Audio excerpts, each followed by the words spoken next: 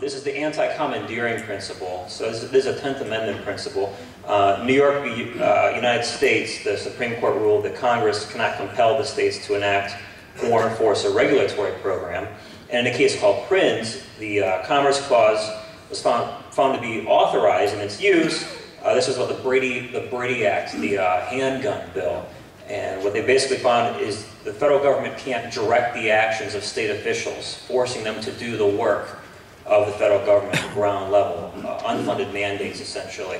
But even funded mandates related to Obamacare will be prohibited if we pass the Healthcare Freedom Amendment. So this is all very important because the harder it is for the federal government to get the states to do its dirty work in enforcing the law, the harder it is to enforce the law, the harder it is to enforce, the more likely it is to be repealed or altered in some other way. So this is significant in and of itself. Now, this is a good time because we're talking about the effects at the state level. We haven't gotten to Obamacare yet. We're talking about the effects at the state level to address some of the critiques that are out there.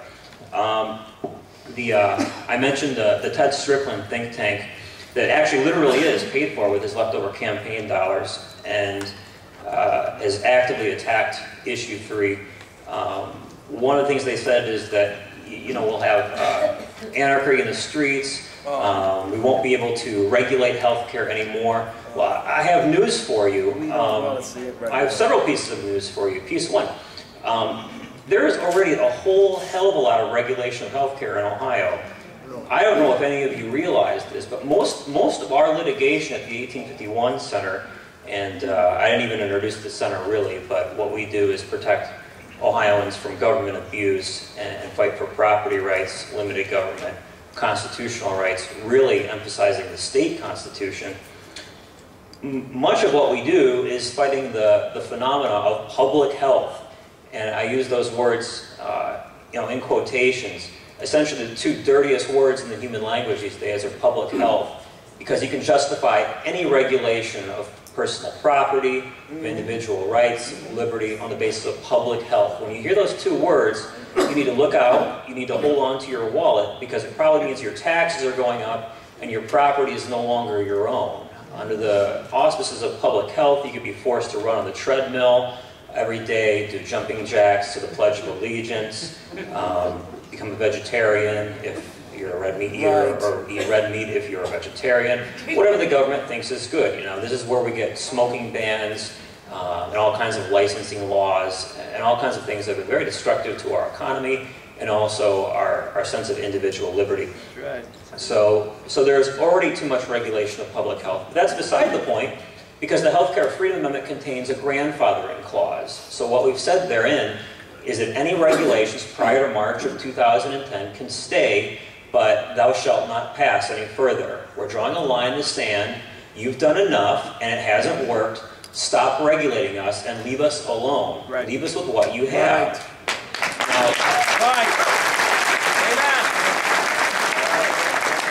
Now, this is shocking to people who believe that we don't have enough regulation already. And this is their primary critique, is, well, what if the state wants to do X? What if they want to do Y? They can't. And you know what? They're right. That's the point, you know? That's what we're trying to do. But even then, there are such broad powers. The state has so much leeway. Revised Code 370921, literally, this is the quote, it vests a local board of health of a general health district with a broad grant of authority to adopt regulations necessary to protect the public health. Oh boy. That's still in place. We're not even affecting that.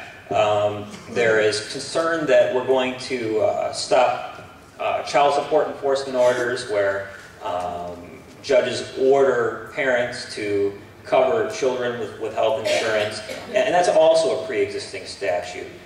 They assert that the colleges will not be able to force their students to buy health care anymore. Well, of course they will. You have a right to attend a certain college or not attend another college. So that's a voluntary choice. We only prohibit compulsion. They say, to scare the conservatives, they said, well, the Healthcare Freedom Amendment would prohibit us from banning abortion because it prohibits us from banning any more kinds of health care. Well, of course, abortion is about as much of a health care method as lethal injection is, right? So the General Assembly can simply define abortion as not health care. pill mills. The Healthcare Freedom Amendment allows for the regulation of wrongdoing, criminal wrongdoing. So this concern over pill mills is no different than the dealing of drugs, which would not be legal under the Healthcare Freedom Amendment. So all of their issues are really red herrings, but I've got to tell you that they have had the media eating out of their hand on these issues. So most of the newspaper articles that you'll read about this amendment will be related to those issues, which were really put together by this Strickland think tank who hired these Marxist lawyers out of Cleveland who are not Ohio lawyers in order to put this together. There's also some issues related to workers' comp, which are also red herrings. And I'm happy to address any of these at the end. But this is the state effects. Equally importantly is to discuss what this means for the current litigation, what it might mean for future litigation. So let's talk about what this means for the Obamacare case headed to the Supreme Court. The amendment aids in that litigation by making the federal individual mandate less proper. To ignore it, and here are some descriptions of Commerce Clause cases recently. Here's what the United States Supreme Court has said in Lopez and Morrison, two recent Commerce Clause cases striking down various regulations of commerce from the federal level. Basically, the court cannot give an okay to a law, or when they're analyzing this law, they're required, they can't ignore the significance of federalism in the whole structure of the Constitution. They can't give a free pass to a law that undermines our dual system of government, which secures to citizens the liberties that derive from the diffusion of sovereign power. They can't pass laws that contravene the spirit of the Constitution and render states political non-entities. That's very important. And they can't pass laws that result in Commerce Clause power that knows no limit or converts the federal power to a general police power. These are all things that the healthcare mandate does. And they are all things that are less proper because state sovereignty is part of the test as to whether something is proper. So how does this work? Healthcare is an area of state concern.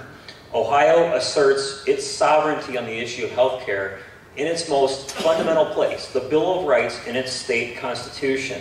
It indicates Ohioans have spoken. Ohioans wish to be free from this mandate.